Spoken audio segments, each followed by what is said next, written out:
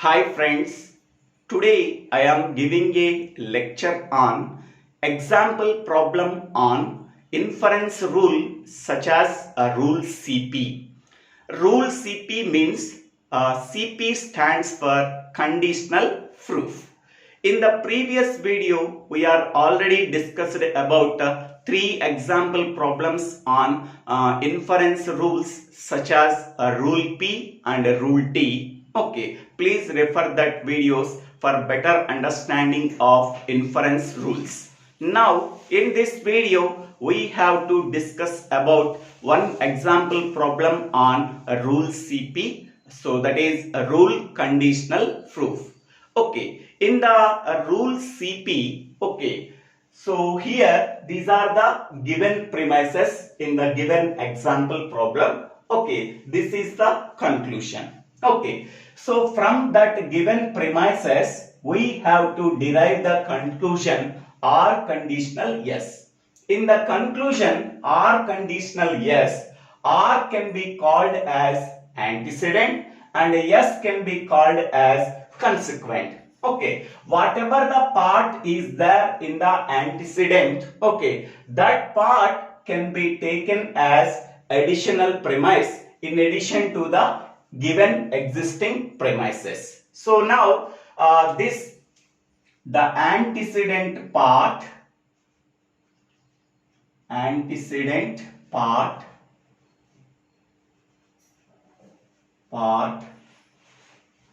that is R can be taken as additional premise. Can be taken as additional premise.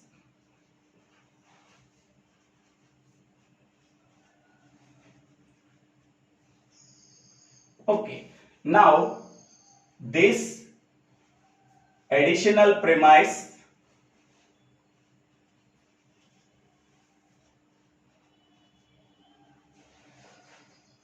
R and the given existing premises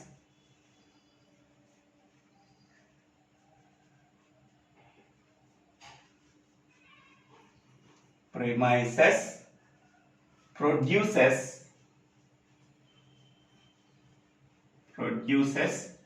conclusion yes. Okay, so this is the procedure we have to follow. Okay, so now the premises are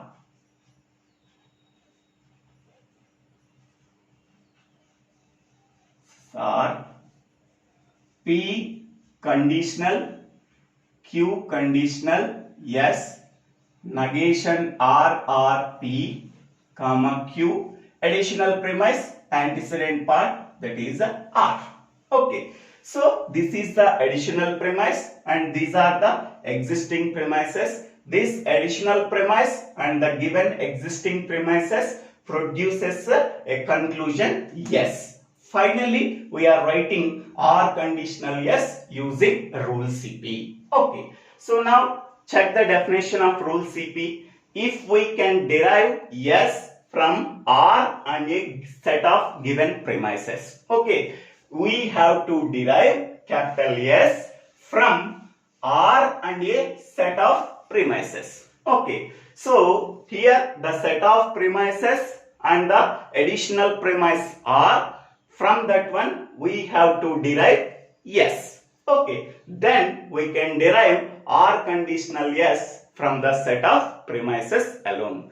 Okay, a set of premises are there. Okay, in addition to the set of premises, we have to add additional premise R. Okay, both produces a conclusion yes. Okay, then we have to derive R conditional yes from the set of premises alone. Okay, so now we have to derive capital S from the given existing premises and the additional premise R.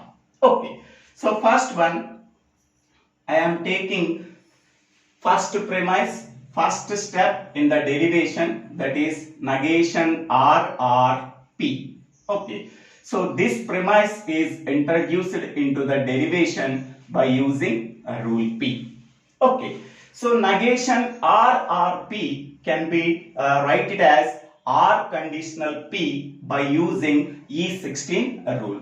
P conditional Q is logically equivalent to negation P or Q, or negation P or Q is logically equivalent to P conditional Q. Okay, now this can be written as R conditional P according to the equivalence rule 16. Okay, now this step can be changed into R conditional P, okay, by using a rule T applied on which step? This is the first step, and which equivalence rule we are using? E16.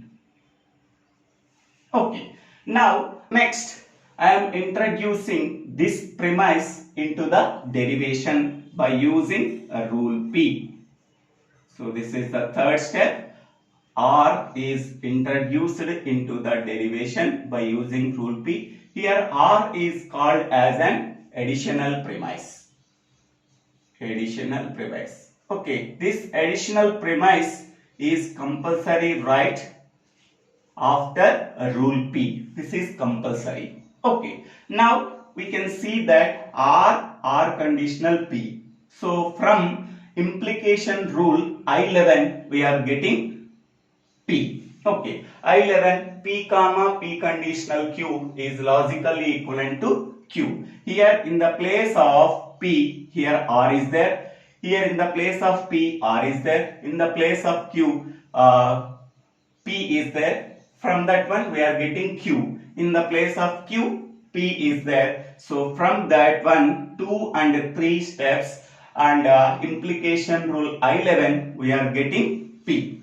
So we are clubbing these two steps, 1 comma 3 and step 4. Okay, we are getting P.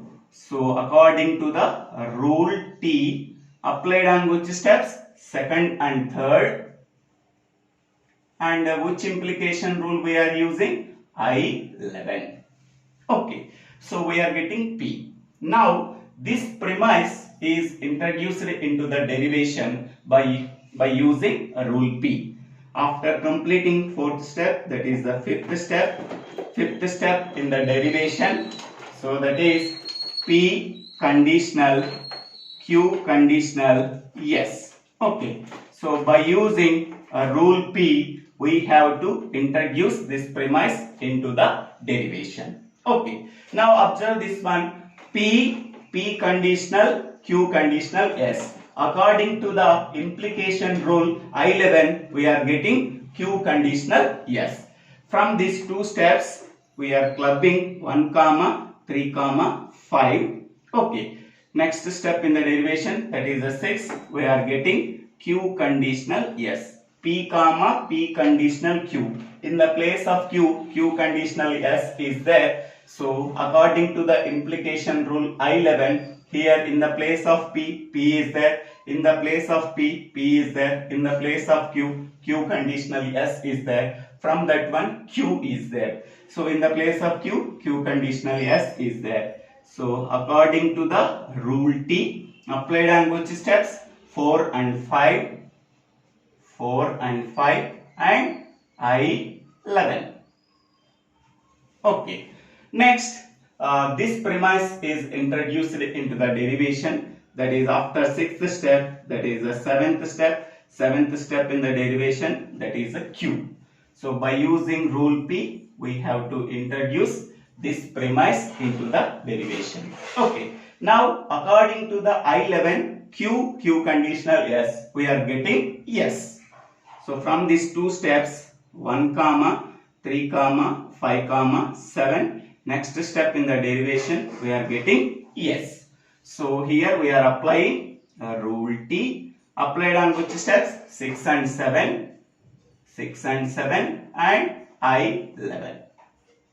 Okay, in the place of Q, in the place of P, Q is there. In the place of P, Q is there. In the place of Q, S is there. So implies Q. In the place of Q, S is there. We are getting yes according to the implication rule I11. So we are already derived yes. Okay, we are already derived yes from the additional premise R and the set of given premises. So in the last step, we have to write after 8, we have to write ninth step in the derivation. Okay, R conditional yes. Here R is there, here yes is there. Okay, finally we have to write rule CP.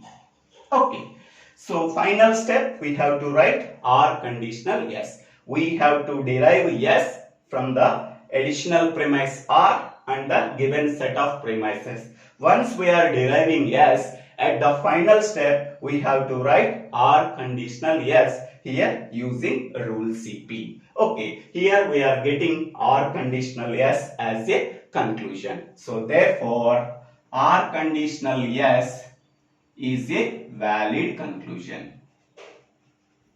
Valid conclusion. So in the examination point of view, okay, he cannot mention using rule CP. Okay, only show that R conditional yes is a valid conclusion for the given premises. We have to observe that any additional premise is required. If it is required, using rule CP, otherwise using rule T and rule P, we have to derive the given conclusion. Okay, in this way we have to solve the given problem. So thank you for watching this video. If you like this video, please share this video to your friends and classmates. If you like this video, please subscribe my channel name. So Divvela Srinivasarao. Thank you.